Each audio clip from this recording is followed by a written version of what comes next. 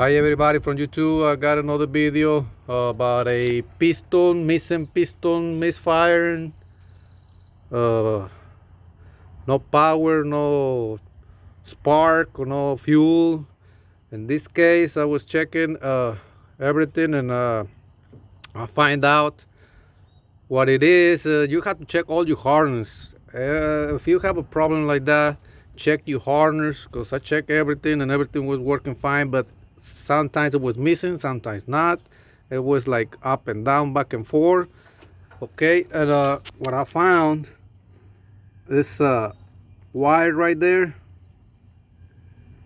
you see the harness that pass by to the screw right there in the thermostat base. It's grounding right there. It's rubbing against the bowl head, and it touches it. Sometimes it touches, sometimes not.